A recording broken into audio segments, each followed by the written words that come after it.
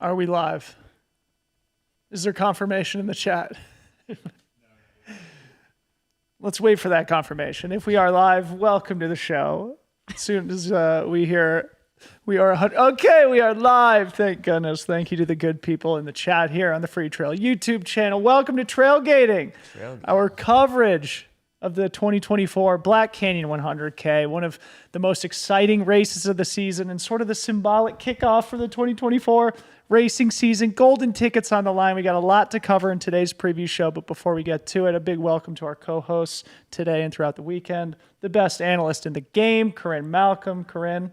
Hey. Welcome to Arizona. Nice to see you again. I brought the Seattle weather with me. It's been like this in Marin too. We'll get to the weather here momentarily, but always great to see you. Corrine, thanks for coming over, staying a mile away or so. We're neighbors here in Arizona too.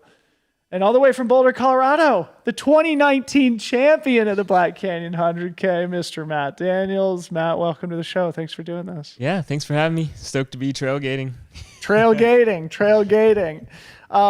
So obviously we're going to be doing a deep race preview here today just to sort of set the context for all of race weekend. Today's a race preview show. We're going to be back tomorrow at about 10 a.m. local time. That's mountain time, where we're going to do our final prediction show. We may have some important updates about the course and the weather for tomorrow's show. So make sure you tune in tomorrow at 10 a.m. also. And then we'll wrap things up on Sunday with our post-race show. Obviously on Saturday, you need to do one thing, that is just stay glued to the Mountain Outpost YouTube channel. So actually make sure after today's show or while we're broadcasting here to go subscribe to that channel. Also subscribe to our channel. Look at me, Ryan. I'm remembering to do it. So we'll do it today, we'll do it Friday morning, and then all day Saturday, you'll be on the Mountain Outpost YouTube channel watching the full broadcast. And then Sunday, we'll be back here doing our post-race show. We will not do that live because we don't want to compete with the 60K broadcast that Mountain Outpost will be doing. But that's the agenda. So today we'll cover the course. We have two finishers here. We're going to cover the very fickle, unpredictable weather that may impact the course. We'll talk about some of the storylines. We'll talk about the men's and women's fields, and then we'll probably sign off. Launching into it, should we begin with some storylines? I think a great place to start is just like the significance of Black Canyon in the American trail running zeitgeist and how far it's come in the last couple of years. You want to get us started? Yeah, I mean, we were talking before we went live about how this is the 11th running of the race, and in the first edition of the race, there were 42 finishers in the 100K. There are over 1,000 starters in the 100K this go around, which is massive growth. It's also been a feature of the Golden Ticket hunt for particularly Americans over the last couple of years. And I think that this year, being given an extra, a bonus, a super golden ticket event has been, elevates it even higher in the season outlook, in the build to Western states, in particular with Bandera not being on the golden ticket kind of preview tour into the big dance in June. You have anything to add? I mean, obviously you've won this race in the past. It's matured a lot, even in the few years since you competed here. What is it like? What do you think about Black Canyon in terms of where it is positioned, and especially the American trail running calendar? Yeah, it's so cool. It's turning out to be like kind of the classic American trail race of the year outside of Western states for the elite level group. And I think, the really cool thing is looking at the depth on the men's and women's side compared to when I ran it just, 4 or 5 years ago. It's completely different. I think you have, I can look on the list and see somebody who has the potential to win this race, and they're like 50 down on the list. Yeah. It's crazy. And so as a fan, that is awesome. That's so fun to follow, and that's what I'm most stoked about. Yeah, and it makes for super exciting racing too. Yes. We've always talked about that, where, you really need a volume of highly competitive runners to be on the start list and then make it to the start line and then make it past the halfway mark. And when that happens, we get these really tight races that can come down to the final miles of the event. We saw that last year here with very exciting racing on both the men's and women's side. And we're going to see that here again this year, I think in a really big way. Yeah, and I think it's testament just to the quality of the race organization. Maybe say a few words about Aerovipa too. I know you guys have both done a couple of the racing events. Corinne, you work closely with them on the media side too. What do you want to say about the Aerovipa team? I mean, I think we've all championed Jamil for a long time, and it's grown even beyond Jamil. He's a visionary, I think, in the sport. But if you look to his whole team that he's assembled, it's really, really cool. We got to do the broadcast from HQ last year for a little bit before setting up at the finish line for post-race interviews. And it's just like the community they've built here in Arizona and Colorado, but the community they've like helped to foster in not even just like US Western trail racing, but US trail racing, I think is very palpable. Yeah. And it's like, it feels authentic and it feels homey, and yet it's high quality, it's exciting, it's a bucket list race for many of my athletes who are not racing for a golden ticket, who are not professionals. They want to be here. They want to, it's a great early season race for folks. And Aerovipa seems to do that year round. And then they got even classier this year by offering to pay for the entries for the golden ticket athletes who get to claim those three tickets on the men's side, 3 tickets on the women's side this weekend. And that's a super class act move. Yeah, awesome move. And yeah, I would echo everything that you say. And while we're on the subject of talking about the significance of Black Canyon, I think it's relevant to say too that it's almost become the default season opener in a lot of ways. I mean, for me all week, I just feel like, all right, the racing season starts now, not only for everybody who's going to be stepping to the start line, but also for Freetrail and everything that we do. Sort of, it's going to be a busy year starting now in February all the way through the end of 2024. Yeah, I just booked like 4 trips and I was like, oh, I thought I was like hanging out at home, and I had to tell my husband, I was like, okay, so I'm gone this weekend, and then in 2 weeks I'm gone again, and then 10 days later I'm gone again. It truly is like the race season is kicking off. Yep. Heck yeah. Couldn't be more excited for it. And before we move off this subject, I pulled a cool thing off the Aerovipa or the Black Canyon website that I think will entertain or interest our audience here, just about the significance of the trail itself. I always love to learn a little bit more about the geography and the trail and the history of the place where these races are held. And what it said is, this historic trail of national significance, following a route used since the times of prehistoric Native American travelers and traders. The Department of the Interior officially established the route as a livestock driveway in 1919. That's 105 years ago, when it was used for wool growers from the Phoenix area to herd sheep to and from their summer ranges in the Bradshaw and Mingus Mountains. So, fun facts for our viewers here today. We've mentioned the golden tickets a couple of times. We can't go any further without clarifying what we mean by golden ticket and why this race is a little bit different from the other ones that are in the golden ticket calendar here in 2024. Matt, I was going to say, Matt, as a person who has actually gotten a golden ticket, maybe you're the perfect person to explain what's going on this weekend. Yeah, exactly. So lots on the line. I mean, Black Canyon, like you said, is kind of, we're starting the American trail racing season here. And this particular race, we're going 3 deep with the golden tickets. And a golden ticket, basically what that means is if you're first, second, or third in this particular race, in the men's and women's side, you get an automatic entry into Western States. And like Corinne just mentioned, these athletes are lucky enough to get that entry paid for by Aerovipa, which is so cool. And so there's a little bit more incentive to do well at this particular one. So yeah, lots on the line, which means cool storylines, big time racing. Everybody's coming out here to do it. That's why I think we have so much depth, and it'll be interesting to see. But I think one interesting thing about this race is that it goes 3 deep. Most golden tickets go 2 deep. I don't know what the reasoning is behind this, maybe because it's such a deep field year after year. But because of that, we're also going all the way down to 6 if, maybe you could explain this a little bit better, if somebody who already has a golden ticket or an entry into Western States is in that top 3, then it will roll down to 6th, if I had that correct. Yeah, and then there's people too in this field and in previous fields who might not be ready to step up to that 100-mile distance, but they want to be in a competitive 100K. I've done, Keely and I have done that a bunch, being like just want to be at where the races are, but not be ready for that golden ticket. And there's definitely some people in this field who are also in that boat who currently say they don't want a ticket, but I wonder what will happen if they got one. Okay, this is great. We'll tease that for later. Yes, so there's reasons why the ticket might roll down. They're already in Western states, or they, for whatever reason, don't want or need that ticket. Normally it can roll to 5th, but it can roll as far as 6th for this race. And then generally, if that ticket is not claimed, it rolls to the wait list, which was established just a couple of years ago with Western states, which is actually how I got in to the race in 2018. I was sitting on the wait list.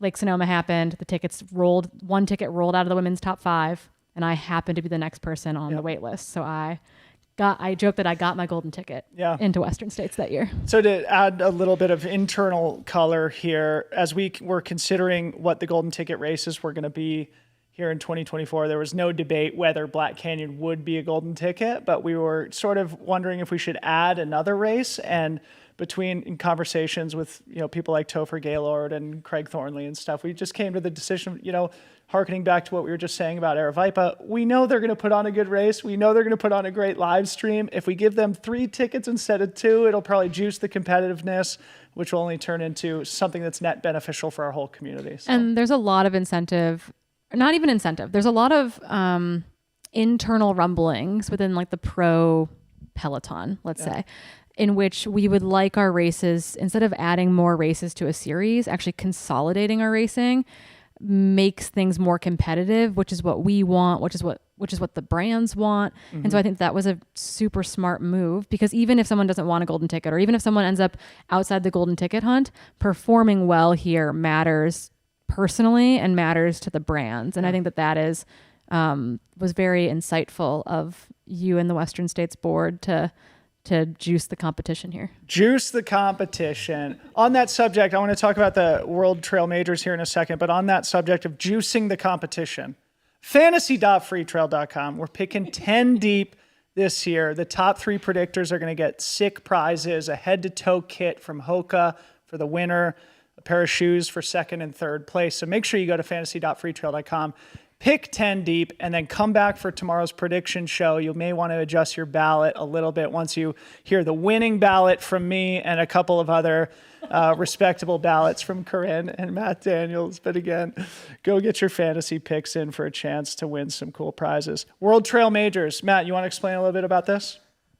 Gosh, actually, we believe in you. It's very new to me. So I guess Black Canyon is now a World Trail Major, or World Trail Majors is it's kind of a new event. It's kind of, I guess it was a thing a few years ago. Now it's kind of come back. Actually, honestly, you'd probably be better at explaining it to me, because I was just talking to Corrine about this when I got here. I'm still kind of learning a little bit about it. Yeah, well, it is confusing, and that's sort of part of Corinne's point about the sport being fragmented in a lot of ways, and I think the World Trail Majors is trying to do basically what you're talking about. The idea, too, was to have basically like a brand agnostic, but not distant agnostic series that wasn't hemmed under one big umbrella. It wasn't necessarily like an anti-UTMB move, but it was like an alternative move. Yeah. And there are now, they just announced another new race. So we're up to 10. I think. Mm-hmm. Up to 10. We're growing. But essentially this was announced in the fall. This is the 2nd race of the series. The first one was the Hong Kong 100K in January. Trans-Gran Canaria is right around the corner, etc. So it's pretty Q1, Q2 heavy, with now a race in the Pyrenees in France in late August, and UTCT in November being the tail end of the World Trail Majors. And then what they've done is they also have UTMF, which is amazing, Madeira, so a bunch of island racing plus a race in the UK, South Downs Way, which July. Looks amazing, really fast. I think is it July or early June? We don't know. Something like that. But essentially very Q1, Q2 heavy, but basically you have to do 2 races in the series as a professional to be eligible for prize money. There is a small prize purse up for grabs this year, and we hope to see kind of the initiative around this everyone is on the same page. Everyone is on the same tier from a race director and race event standpoint. And there isn't like a finale, a championship. It is a culminative event series as opposed to like setting one race above the others, which I think was needed in the sport. They're all such high quality events, Yeah. the Hong Kong 100K, Black Canyon, UTMF, Madeira, Cape Town, South Downs Way. Like these are name brand races that are now coming together in a collaborative way to sort of lift everybody up. And you were saying something earlier, going back to Jamil and their team, about something that's going to be cool that's happening with their broadcast. Why don't you fill the audience in with that? Yeah, so we've been talking behind the scenes a little bit. We wanted to elevate the live broadcasts that currently exist or don't exist yet for all the races that are part of the World Trail Majors. And so something that's brand new this year and will hopefully grow is that the Black Canyon live stream will also be streamed this year by the folks at Mount Fuji 100 in Japanese. So we will be streaming in English here worldwide, but we will also be streaming in Japanese this year with the help of the folks over at the Mount Fuji 100, which I think is really, really cool. And we've already been putting vibes out being like, hey, do we have a Spanish channel for next year set up? Like we can do this. So cool. All right. So I want to talk about the weather and the course. I think we should talk about the weather first, because then we'll talk about how it impacts the course. Ryan and I arrived last night. I think you did also. Matt arrived today.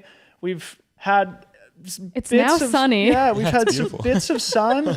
When I ran this morning, it was sort of partly cloudy. I was like, it doesn't feel like it's going to rain today. Sure enough, deluge came midday today. So talk about the weather forecast, and then we'll get to how it might impact the race and the course. Yeah.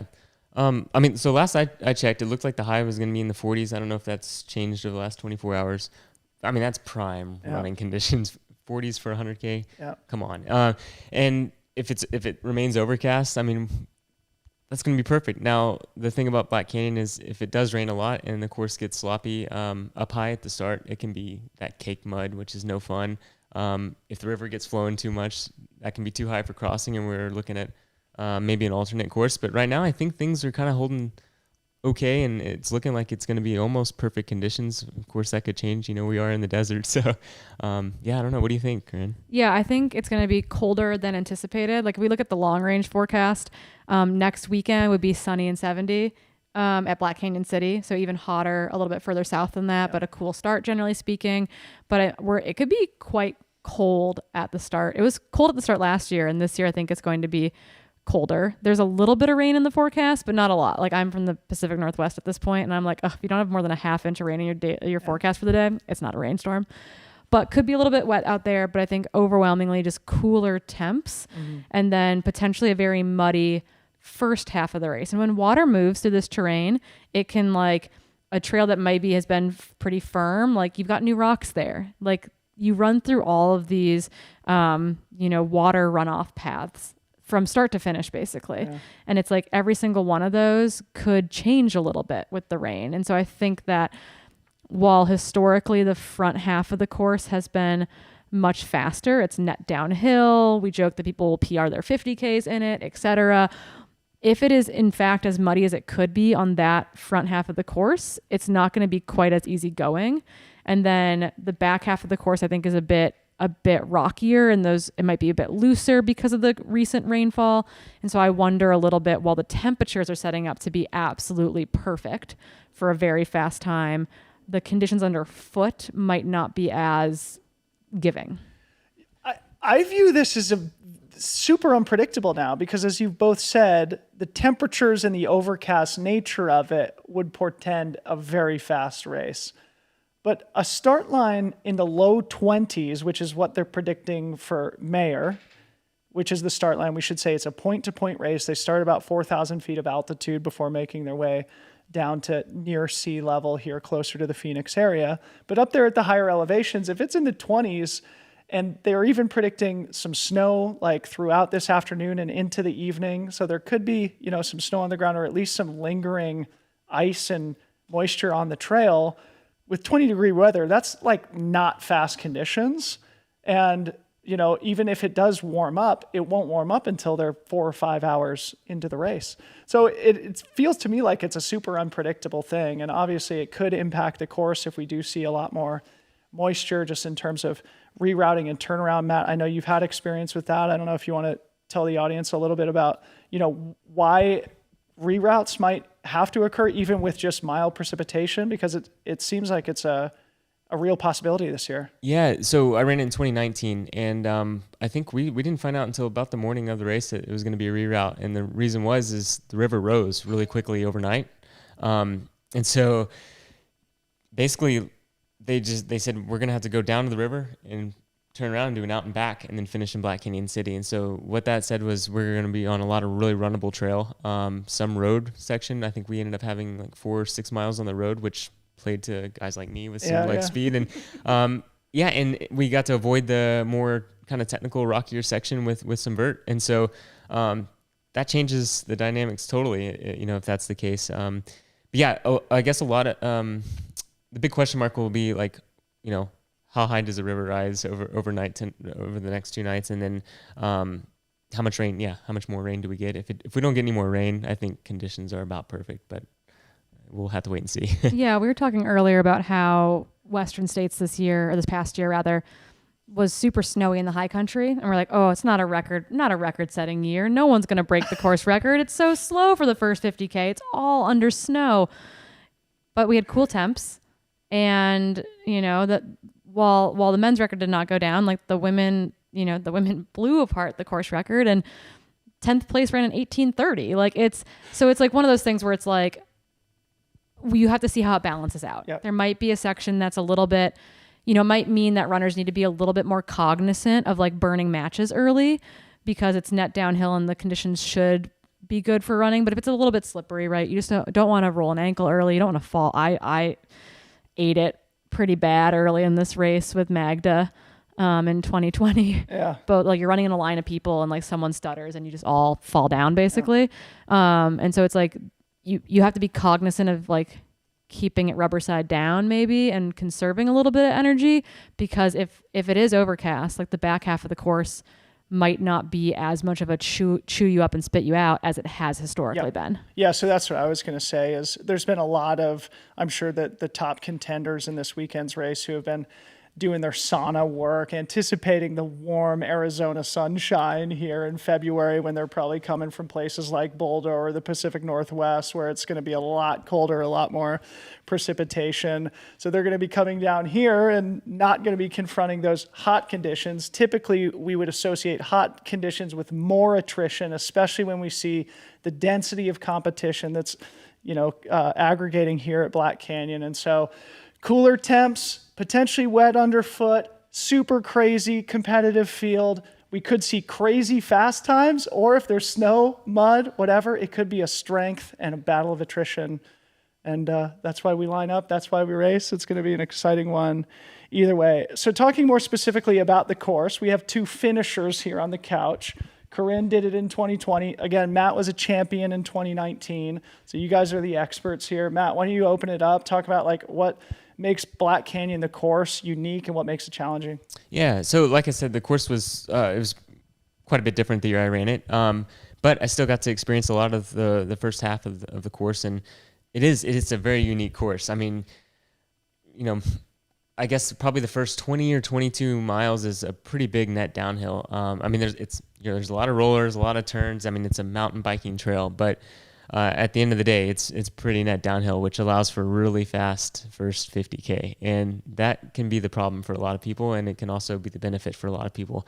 And so this is a course where you kind of got to like stick your nose in it, but you also got to be a little bit patient, and that, that can determine the outcome of the race. And so what makes this one unique, though, is that it is a point-to-point course, and so you don't really have any opportunity to kind of like see your competition out. I mean, I guess we are in the desert. You can see quite a far ahead and that sort of thing. But there's a lot of weird variables that you don't really have in most trail races that you have here, and it's kind of just foot down on the gas the whole time and hoping for a good outcome, sort of thing.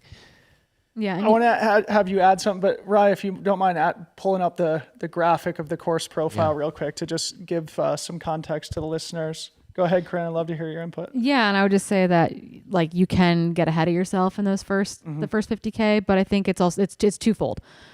The back half of the course has the climbing, has most of the climbing that exists out there, including kind of 2 big climbs that come back to back, but they are runnable climbs. And so if you are suffering and you are not running, you are losing time just like exponentially to the people around you.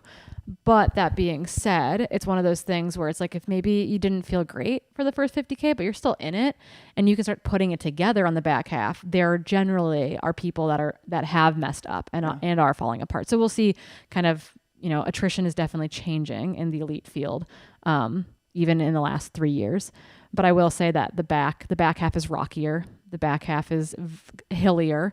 I distinctly remember, I don't know, kicking my like 1,000th rock of the day and like just completely losing it at one point because I was so sick of like tripping on stuff. Keely last year was being paced in by good friend Grayson Murphy, and apparently Grayson was just running behind her yelling, "Lift your feet up," because Keely kept tripping on things and like falling down because she wasn't lifting her feet over the rocks on the back half of the course. And so it really is like, I wouldn't describe it as technical, but it's the first half. I think you can find a rhythm in really smoothly. Like the trail rolls really nicely. In the back half of the race, you have to be picking a line a little bit more. You have to be thinking and lifting your feet up and staying in it a bit more. You can't like stop thinking because you will fall down.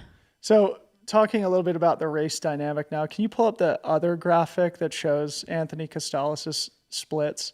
I was looking at, again, Anthony Costales was our 2023 champion, edging out Tom Evans last year. One of the great performances of last season, shattering the established course record on the original course. And you'll see as you look at Anthony's splits here from the early miles of the race, they're running like low 6-minute pace there out of Mayer. As you said, sort of a rolling couple miles of start and then sort of a net downhill trajectory on smoother trails.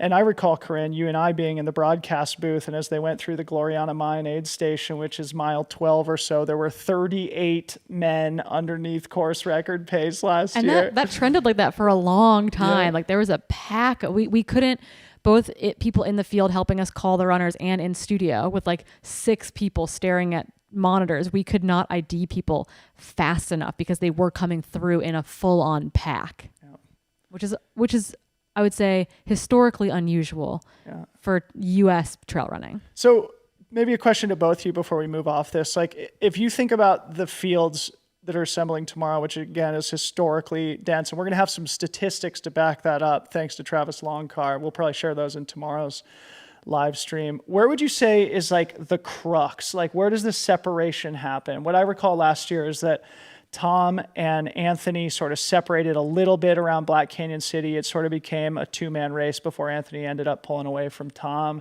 But just for the audience here, like what would you consider sort of the crux moment in the race or on the course?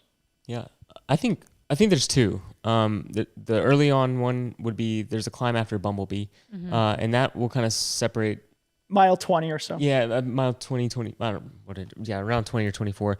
And around there, usually what happens is athletes will take their time in the aid station or they'll zip right through it, and then there's a climb pretty much right out of that aid station. That's where Cole got like an accidental gap on people, right? Yes, because he kind of just like flew through that aid station. Yep. And so what happens is people get out ahead, and then some people will miss the jump on getting out of the aid station, and so they'll run that climb too hard to try and catch back up, and then you get to Black Canyon City and you just see everything unfold. The people that probably ran that climb a little bit too hard to catch back up to the group, or the people that didn't get out fast enough, will end up starting to have problems around that 50K mark of Black Canyon City. And I think that's where the real race kind of begins.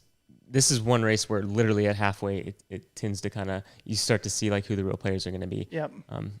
That was a little bit, I think Cole Watson last year proved me wrong on that statement right there. I think he ended up like really having a really solid back half after having some issues at Black Canyon City. But yeah. You hit a great comeback last year, Cole. And that's historically where you see your crew. It's been a great like crewed aid station where people come in, if they have not been historically, if they've not been cooling themselves off at that point, they're going to be in there looking for ice, etc. Even though it's still pretty early, it's before midday.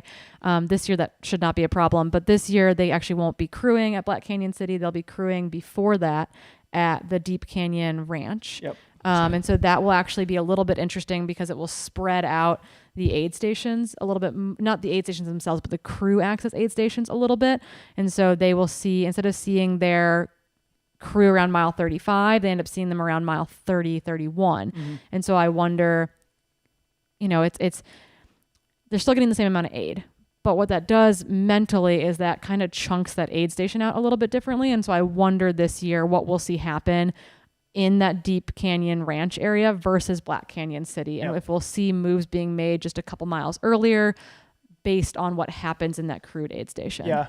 And I think that's such an important thing for our viewers and listeners to consider as they watch the broadcast on Saturday, is just how critical those crude aid stations are now, especially for the professional athletes. And I think that Deep Canyon Ranch moment is going to be really important in the same way that Black Canyon City had historically been important. And just to clarify that for our viewing audience, Black Canyon City, there's still an aid station there, but there is no longer crew access available at that aid station. The crew is going to be a few miles earlier at Deep Canyon Ranch. And that's where I think we're going to start to see the real contenders separate themselves from the field in the same way that Anthony and Tom did last year. It makes me also, hearkening back to what we were just talking about with the broadcast, and our viewing audience watching it on Saturday. I think this will be one of, if not the biggest live stream broadcasts of a race outside of a Western States or a UTMB in history. I think I'd love to our data scientists in the audience here, Nick Handel or Travis, if you're watching, would love to get some data on the viewership of this year's race and how it compares to historical Black Canyons and races like Western States and UTMB. This is the fourth year they're doing it here. Yeah, and what's really cool, I think, about the live broadcast is not only will we be calling the I'll be working on the team Saturday as we call the race, but we've got a number of teams kind of tagging in and tagging out for it. And so they will be running a live broadcast from 30 minutes ahead of the race start tomorrow or Saturday morning. And then it's a 20-hour cutoff for the 100K. I think it'd be under 17 hours to get that, your ticket for the lottery for Western States. But that means that we've got people on the live broadcast from, 11 p.m. to 4 a.m. pulling that night shift to welcome in, the golden hour finishers of the 100K, which I think is really, really cool. And some races like Western States do that really well, but I think oftentimes, the camera shut off once the third woman's come through. Yeah. And so to have a dedicated crew in there, including like Scott Trayer and Callie Vincent and AJW. They're pulling the graveyard shift. They're pulling the graveyard shift, and what a great, and they've collected data from all the runners in the race so that we've got names and stories and who's out there crewing them and all that information that we can actually hopefully give back to the mid pack and the back of the pack as they also try to get their Black Canyon 100K finish in. So I think, once again, Aravaipa going not above and beyond, but like just continuing to step up the game for what a live broadcast can and should be. Yeah, well said, Corrine. Obviously, we've been talking only about the front of the pack, and we're going to be talking about them in very specific detail here soon, but it is all about the heart and soul of the community, the middle and the back of the pack. So just to put a bow on the course, commentary here, just 100 kilometers, so just under 61 miles. This, again, according to Anthony Casales' Strava. Only 5,000 feet of climbing.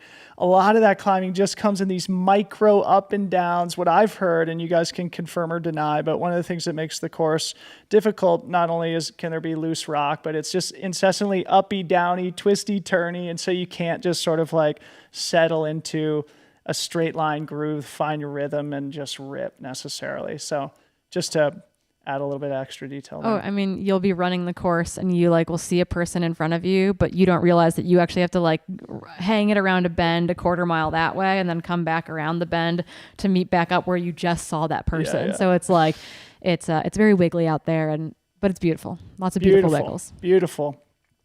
So we're going to talk about the field here in just a second, but before we do, a big thank you to our sponsor, Hoka, who is bringing all of our race coverage this weekend. Go watch the John Ray video that our guy, Ryan Thrower, made on a tight deadline. Our dude, he wasn't even stressed about it, and it turned out great.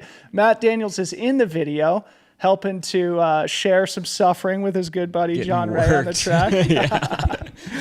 1 mile threshold, and then 10 by 200, 300, and then another threshold at the end. It's a sick video. Go check it out. We got John Ray, Hayden Hawks, Heather Jackson, probably some other Hoka athletes in the mix too. Obviously, they're great sponsors of the whole Golden Ticket series, as well as Western States. And we do appreciate their help with our coverage here this weekend. Obviously, Hoka.com is where you can check out all their great products. Apparently, new Tech Don coming out. Speed Goat getting updated soon. I saw they dropped the new Super Shoe around the Olympic trials last weekend, too. So a big thank you to Hoka for their support. And, of course, they are supporting fantasy also.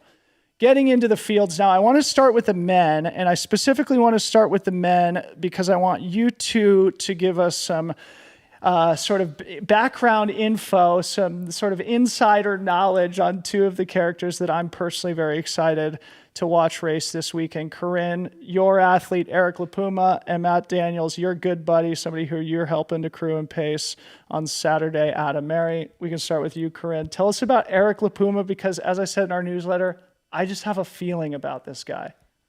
I think we all are sitting there going, come on, Eric. Eric, hopefully you're at Barnes & Noble right now and not watching this.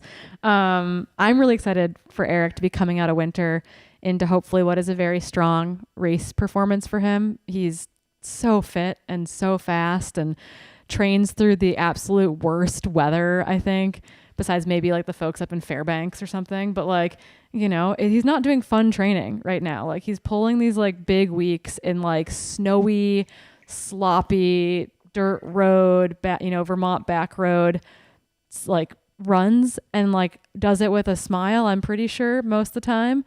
And it was really cool. We like had some success this past year. Like we had some things that went really, really well in 2023. And we had some things that like we came back to the drawing board for afterwards. And one thing that we discussed kind of finishing off last season was that this guy can just put in the work week after week after week. If it goes unchecked, we'll both forget about it and he'll be pulling like 115 miles, 8-10 weeks in a row and realize that we really needed to do a very focused job of like setting up recovery blocks for him where we just like pull back a little bit and give him a week where it's like, no, we're going to take an extra rest day or we're going to like really cut the volume down and we're not going to double or we're minimizing things a little bit because we didn't do that as intentionally this past year. And the dude just put the most ridiculous summer training block together and we came out a little bit toasty at the end of the season. And so I'm really hopeful that, he put in a bunch of quality work, kind of building through the holidays, building into the January time frame, but did take some some concerted rest where someone else might have pushed one more week just pushed through until taper time. We actually, built him up for 3 or 4 weeks, took a week down and then allowed him to do 2 like more full training weeks before we actually hit a taper. And so I don't know, I'm just talk about the world's nicest former skateboarder. I feel like he has a super high ceiling and I don't know him super well personally, but back-to-back 7th place finishes at the Long Trail World Championships, racing in Thailand on a crazy course and in the Alps, sort of proof that he has versatility in the courses that he can perform at a world-class level on while training on the East Coast when most of his competition lives in the Mountain West and Pacific Northwest and stuff. Totally. And he can also pull like just insanely fast, like road 50K times, which is disgusting. He's still young too, isn't he? He's like late 20s. Yep. And so it's just like, there's a high ceiling there. I think we all can see how talented he is and see how capable he is. And it's just about, racing. Ultra racing is hard. It's about putting together all the pieces, some of which is luck. Yeah. Like a lot of it is practice and skill and determination and knowing how to work the problems when they arise. But you can come in perfectly tuned. We actually had a conversation with Abby Hall, our Adidas teammate, about this after Madeira last year. She came into that race perfectly tuned and it just like, you're still asking your body to perform in this 24-hour window. Yep. Right? It's like you're racing. It's not like you're doing an FKT and you can pick whatever day feels the best to you. It's like you are racing on Saturday if you like it or not. And it's like sometimes everything else just isn't on board with that. You're psychologically there. You're physiologically peaked. You're not sick, blah, blah, blah. And it can still be not your day. And so it's like, It's so well said. That's what makes sports so painful and so amazing, right? Is like you train for 6 months and you come to a day that you've had on the calendar forever. And sometimes you feel ready, you feel perfect, you feel primed, and you have a miracle day. Other times, the whole 6 months is perfect, and for whatever reason, that one day doesn't work. It's not a good day. I'm really excited for him. I think he's coming in with all the tools that he needs. I think he's ready to like let one rip out there, and I hope that it's, you know, accompanied by a bunch of other amazing athletes. And so I have no idea what's going to happen, and I'll be like stuck at the finish line for much of the day. Stuck. I'm doing commentary. I get a front row seat to the whole thing, but it's like I will be waiting at the finish line for Eric to finish. Yeah. And I just tell him to race with his earbuds in with the live stream going, and you can coach him. And I can just, live. I'll be like, it'll be like when we were actually crewing, or during Golden Hour at Western States last year, Lucy's dad was about to miss the cutoff, ultimately did miss the cutoff. And Sally McRae was playing the live stream for him. And Topher, Billy, and I are on our feet in the commentating box, just saying, come on, Ash, like over and over and over again. And people on the live stream were like, what are they doing? And I'm like, we're yelling at Ash through Sally McRae's phone. So it's like, I don't know what's going to happen. Sidetracked but here. I'm excited. You mentioned that before we get to Adam, you mentioned that LaPuma is sort of, you guys are trying to pressure him into moving to Boulder. He's an honorary member of the Boulder Boys track club. So say a few words about Eric before we get to Adam. Yeah, he's been a real one from the get-go. I mean, for a lot of people I don't know, he lived in Boulder at one time, and so he's kind of an honorary Boulder boy, I guess. And he's on the East Coast now, and he's great friends with Adam. I think they were on the world team together in Thailand. And the Visor Boys. The Visor Boys, that's right. We've been trying to get him to come to Boulder and join the group, but life circumstances. Yeah. But he's a great dude. Well, you guys have a great group, including the one and only Adam Mary. And because it's Adam, you have to be one hundo about it. That's right. All right, I'll be a hundo. I know Adam. I know Adam's watching this. Give the 411 on Adam Mary. What makes him a unique, special athlete? How you plan to assist him on his journey out there on Saturday? Yeah, so I'm lucky enough to get to crew and hopefully pace him those last few miles into the finish this weekend. But Adam's he's probably one of my best friends, a Boulder boy, and it's been a wild ride. And Adam's he's the type of guy, like when he puts his mind to something, he's just not going to stop until it's accomplished. And we got to a point last year where he got into states. He qualified with the golden ticket at the Canyons 100K, and got to his goal of racing Western States. And then it was like, okay, that wasn't good enough. And so now trying to get back in and get that golden ticket again this weekend. But there is life things. Adam's a new dad, and he's got a new job, and like he says, keep it real, hundo. So I'm gonna just tell you, like, his training hasn't been ideal, but the thing is about Adam is he's got 4 or 5 years of just mega training in the bank that he's just been putting in some incredible workouts and tons of mileage, and all that stuck with him. And I think finally having a little bit of rest and downtime from training really hard did him some good, because the workouts he has been doing and the runs we've all been on together have just been kind of like mind-boggling. It's how are you doing this right now? So I think it's an ultra race, and like Corrine was saying with Eric, like, who knows what the outcome will be.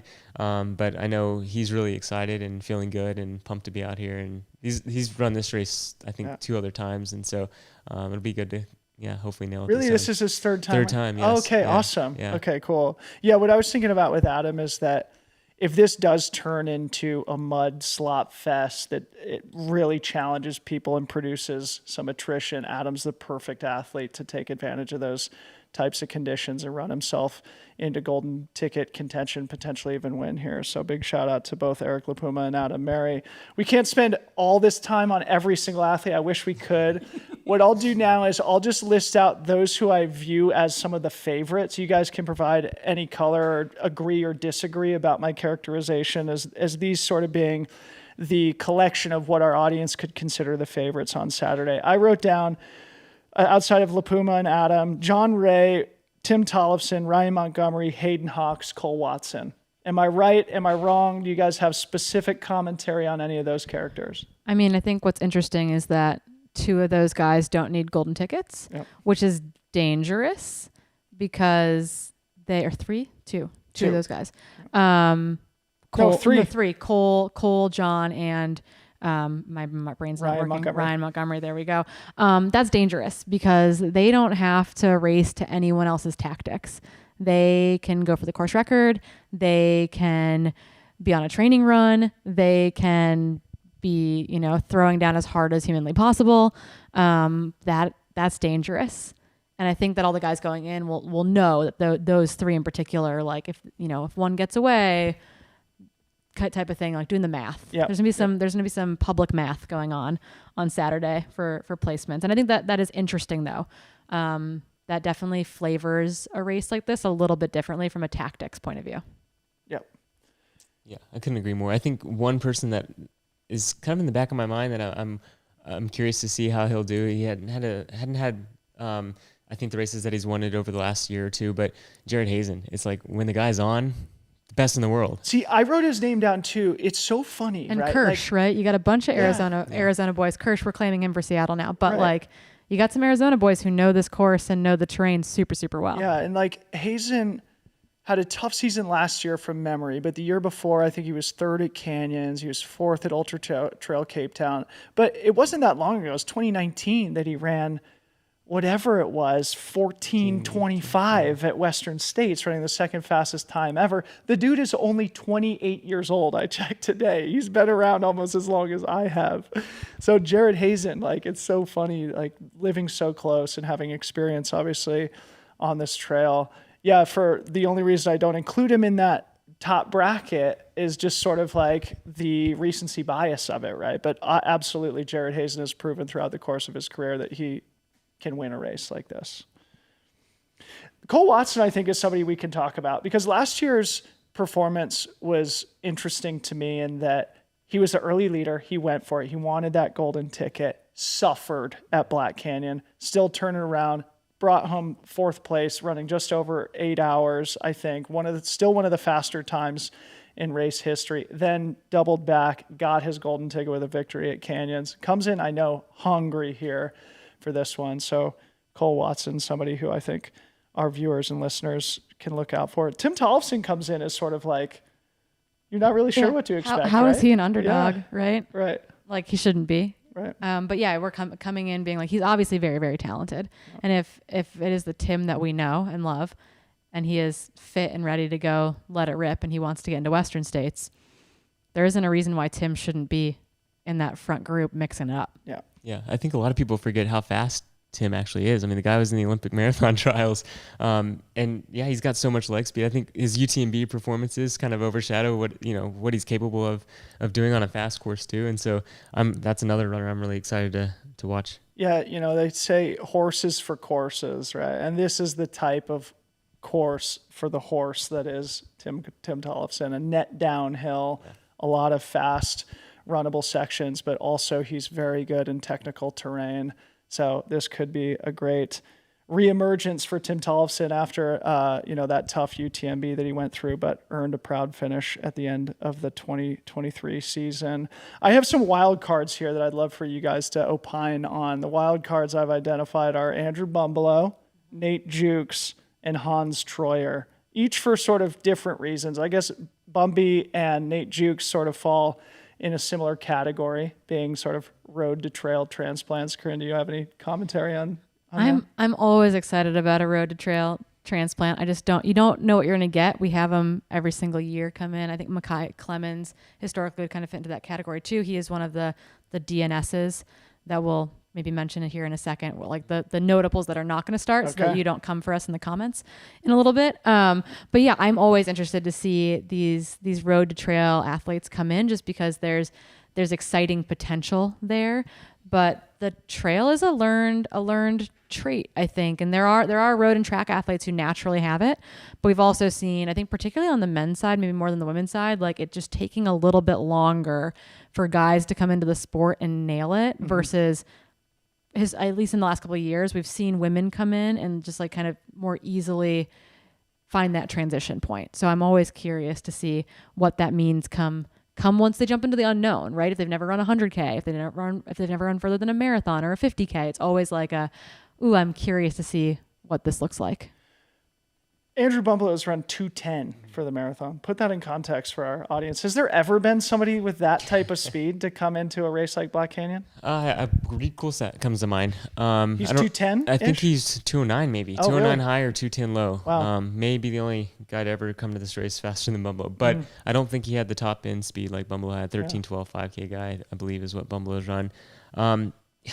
It's so hard to say. I mean, it's like Corrine was saying, trail running is kind of it's a learned experience. And I know it took me, I don't know, a handful of 50Ks and a 100K DNF before I was able to knock it out of the park here. And so, I don't know. The thing about Andrew is the guy is so tough, man. Like, I mean, he has a grittiness about him that is really hard to find on the roads, and he has. I mean, there's a reason why he was one of the best American, track and road athletes in history. And so, I'm really anxious to see how the race goes for him. I think when you start adding variables like mud, a little bit of technical terrain, a river crossing, and then having to run after being in a freezing cold river, like things like that are just a little bit different. But again, he's a tough dude, and the thing is, after listening to your podcast about him, is he's a competitive guy and he loves to excel. And so I know he's kind of doing this for fun and for himself now, but I think he's going to get out there and the juice is going to be flowing. You can't turn it off. So I talked to him on the phone today as he was flying in. He's coming over this afternoon. I'm crewing and pacing for him, which I can't wait for. But he was like, obviously the feeling is the same. I'm familiar with just being excited before a competition. But he's like, man, I got so much more stuff this time. So there's definitely a learning curve. Nate Jukes is an interesting story too. We don't need to spend much time on him, just to add some stuff that I've learned about him. I was talking to Hayden Hawks. So Nate Jukes, also a Cedar City, Utah guy, father of 5. And what Hayden said is that when they were in college together at Southern Utah University, he called Nate Jukes, he was the guy on the team. Apparently those two guys are training together, Hayden Hawks and Nate Jukes, down there in Southern Utah. So again, one of these people like Bumby, who's ceiling, he absolutely has the talent to win. It's like, can you execute and win among people who are more familiar with this type of terrain?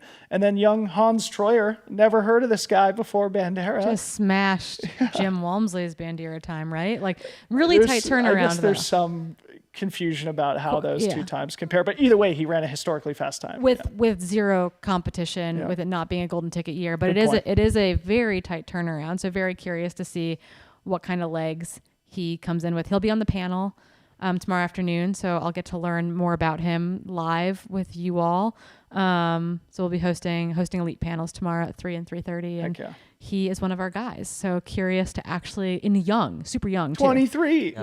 Yeah, I've had the opportunity to talk to him a little bit over this past week, and he's a hungry kid. He loves the sport of running, and it's going to be really cool to see. I mean, it's such a quick turnaround from Bandera, so you got to keep that in mind. And it's easier when you're 23. Exactly. That's a good point.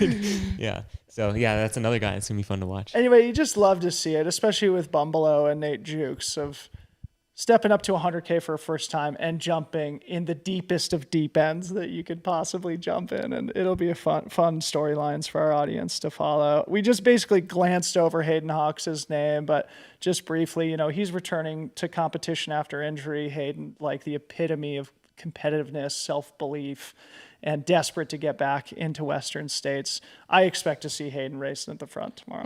Saturday. Yeah. And so just to reiterate, we'll likely have Hayden at the front, with a dangerous trio of guys who don't need tickets, Ryan Montgomery, Cole Watson, and John Ray. That is a scary quartet of athletes. Yep. And then I don't think there are any guys in the field that I am aware of who wouldn't take the ticket. I know one woman in the women's race who's said that she doesn't want it, but I don't think there are any guys who aren't going to take the ticket if it's offered to them. So that is a very interesting dynamic and a possibility that they might need that 6th spot on the podium on Saturday to get that third golden ticket delivered. Yeah.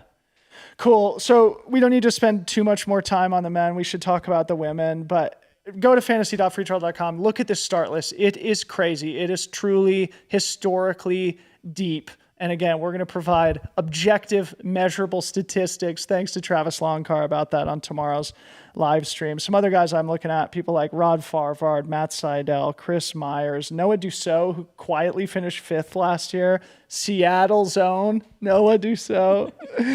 Not much international flavor in the men's race. There's one exception, Yoshihiko Ishikawa from Japan. Who's raced in the States before. He's a Badwater guy, so has familiarity with running for a very long time. This will be a faster race though. Yep. Notable scratches for our audience. Ryan Miller from Texas is out. David Laney is out, but he's coming to the Big Alta, so we'll see you there, Dave Laney. Raj Panu, I've heard he's going to be targeting the jackpot 100-miler instead. Justin Grunwald going to Tarawera instead. Elliot Carden from Canada, not entirely sure why he's not racing, but notable scratches in the men's race. Maybe quickly, before we transition to the women, I think that we should do this for both men and women, is just like the race dynamics for tomorrow. Like, will it be a pack style race, or will it be more reminiscent of the True Heart Brown performance in 2022 where he went wire to wire? I'd like to think those days are over, but man, I don't know. I think it's going to be a pack, but it's going to be a strung out pack after 50K. Yeah, I think there are only a few guys in particular that I could see taking it out solo, Hayden being one of them. But I think that we'll see a solid pack on the men's side for sure. Yeah. Okay, the women. My goodness. Let's start with the one notable scratch, because we just did that. That's Anna Cassius from the Bay Area. She's pulled out. I don't know of any others. Yeah, and she had a great, not that I'm aware of, and she had a great run at this race last year. Bummed to not see her back this year, but. So, in my opinion, and Corrine, I want to toss this to you. It feels like the chase for the golden tickets is open in both races, but it feels super wide open in the women's race. Well, in part, it's because we also have less.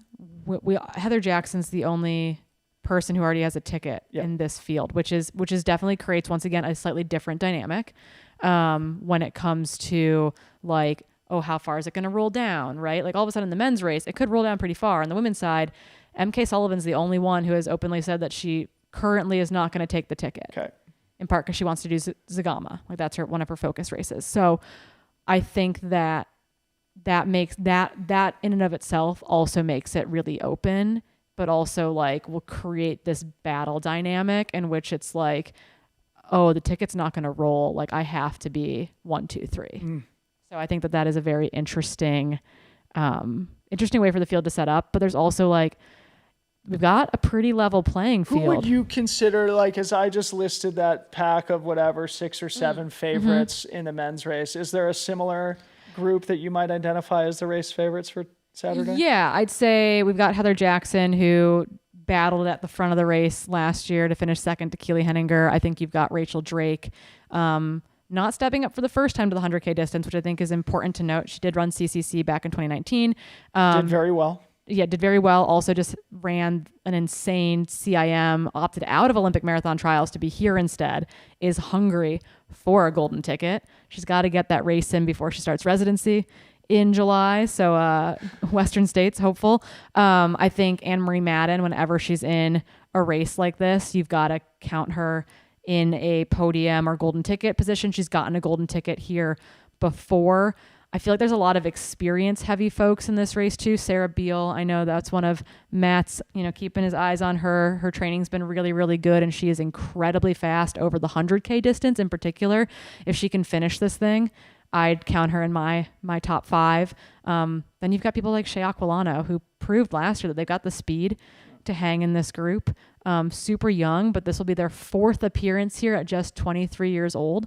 And she's a runner who's taken at least an hour, if not 2 hours off of her time each year, finishing in over 12 hours the first go around, finishing in just over 9 hours last year in like 9:08. So it's like, you've got a lot of experience coming back to this race. I think the last person I'd add to that group probably at this point, and then there's still so many heavy hitters, would be Kat Short. And I want to add her to that group in part because she was the one person who went out with Courtney at Bandera last year and stuck it through the first loop, faded a bit in that second lap, but still fought to the finish line. And I think if she's fit and ready, coming out of Hawaii, she's a person that I'd want to keep my eyes on. But just like the men's field, if you're on Ultra Sign Up or if you're on Fantasy Freetrail and you're scrolling, you got to scroll down and down and down to get to the likes of Kat Bradley, former Western States champion, Lucy Bartholomew, who's also been on the podium at Western States. It's like, it's not fair that you have to scroll so far to get to some really big names in our sport.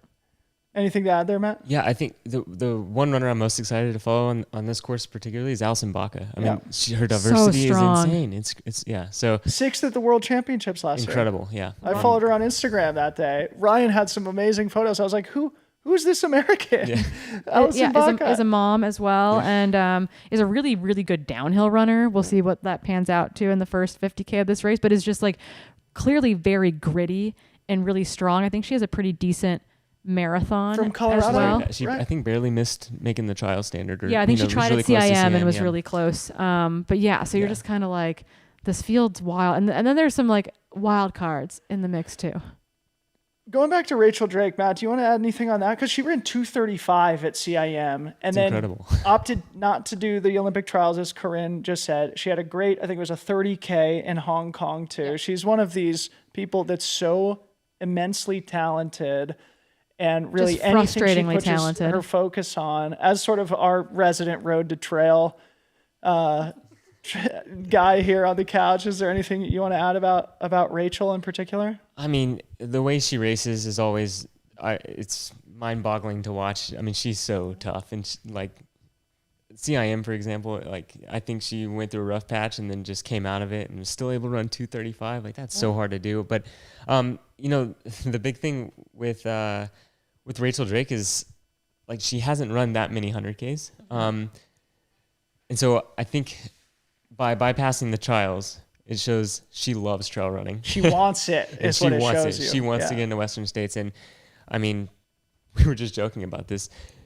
Her husband's Tyler Green. Yeah. They've been on a roll together, like for the last few years. Like nobody's stopping them. Two of the best humans on planet Earth. I mean, I don't know. I have a hard time betting against her in this race. She's so strong. And she has 2023 champ Keely Henninger as her crew and pacer and training partner. Like it's just, she's got all the right people in her corner. I would be surprised if Rachel doesn't get a golden ticket. Rachel, you're not watching this. You're doing something important right now and you're not watching this. Harkening back a couple years now too, I recall when it was in the COVID years when they did the Golden Trail World Series in the Azores, right? When Maud Mathis was untouchable and she and Rachel sort of went toe to toe, and Rachel very much held her own. Tara Dower. Talk about Tara.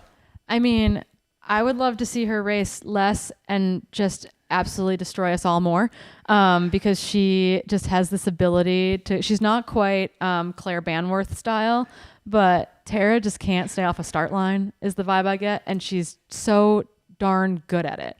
She wanted a golden ticket at Javelina.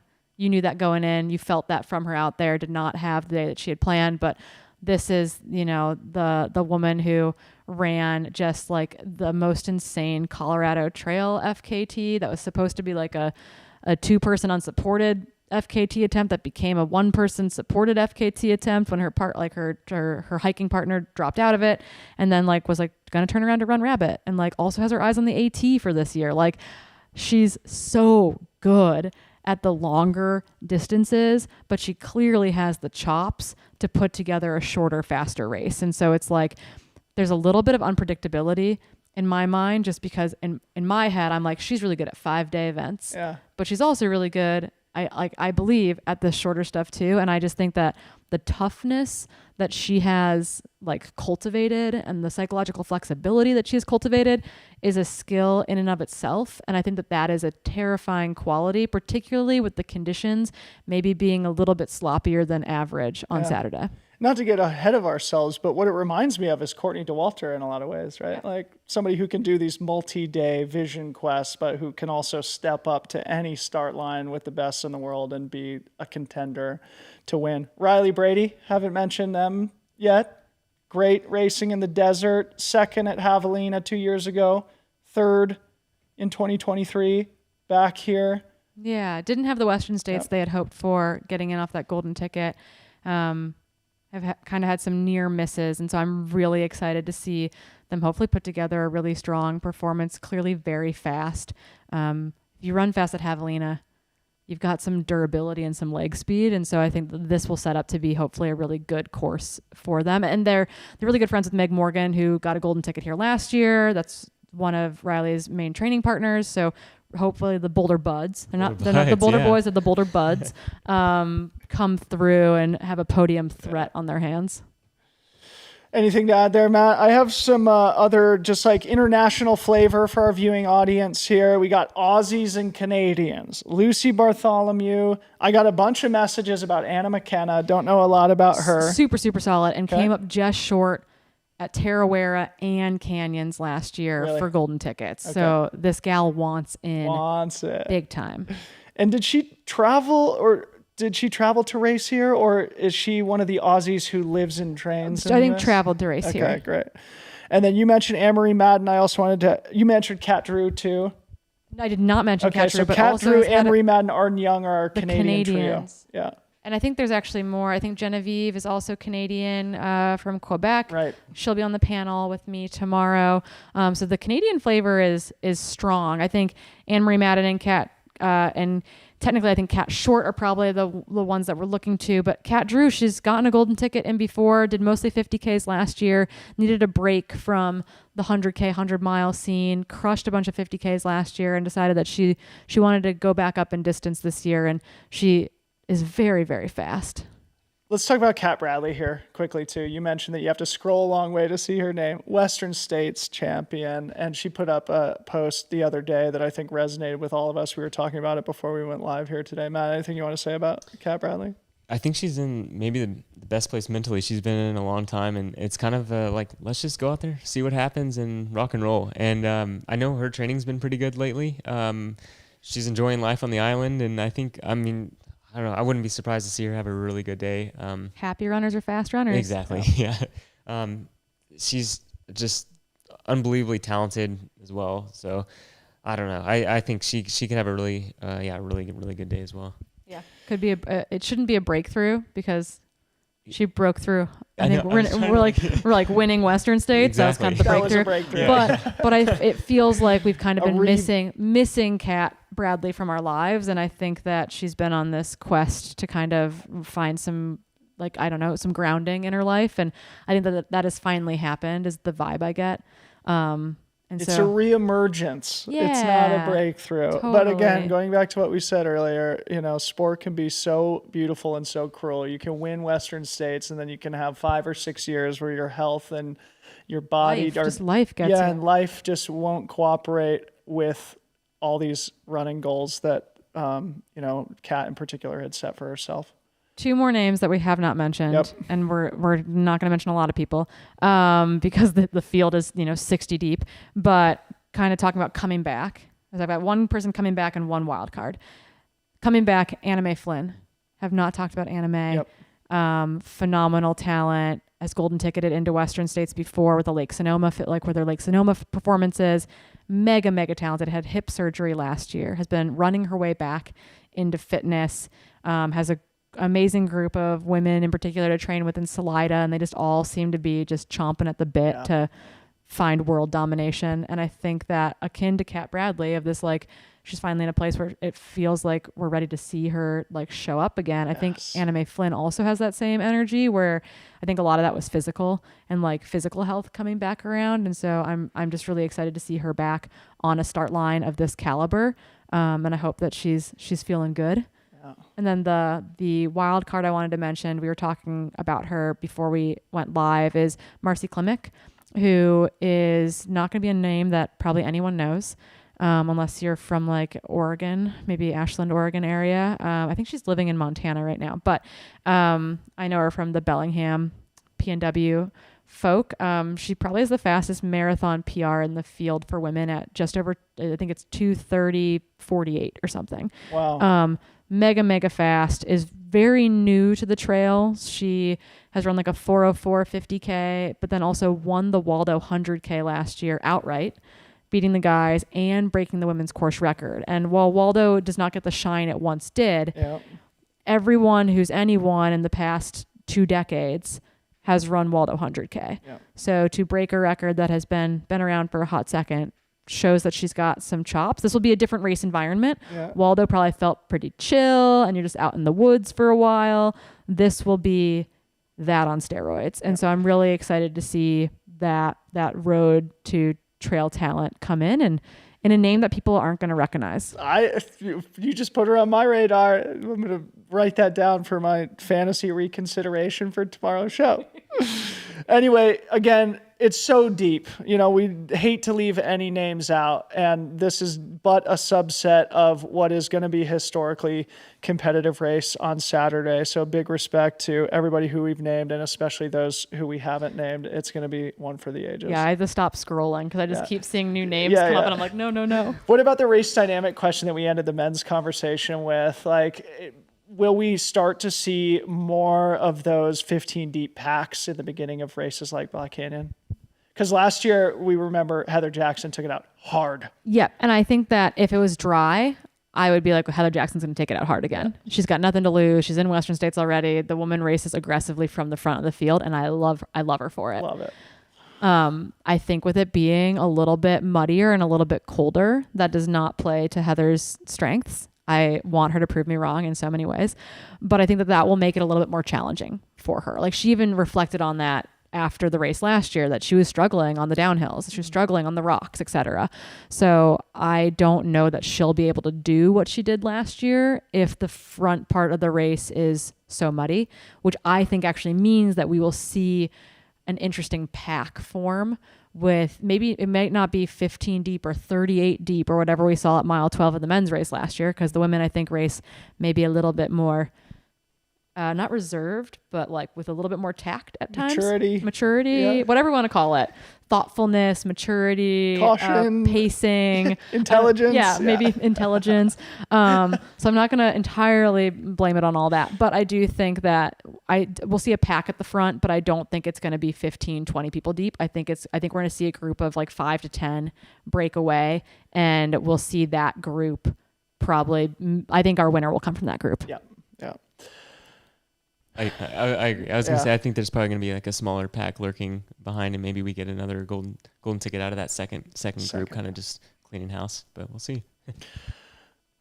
How fun is this, guys? I love running. I'm gonna say something controversial, which I did on a live stream with you also, Corrine, and that is that the Olympic Marathon Trials was cool last weekend, right?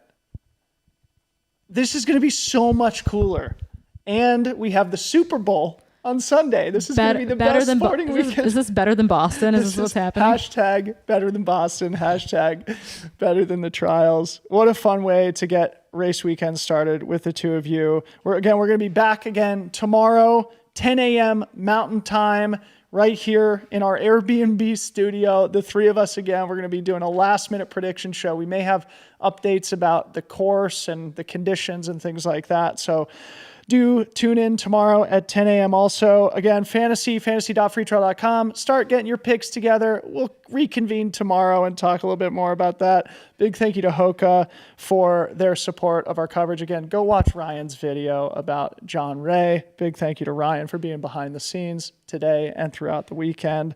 Final words, Matt, Corrine, anything you want to leave the audience with before we see him again tomorrow?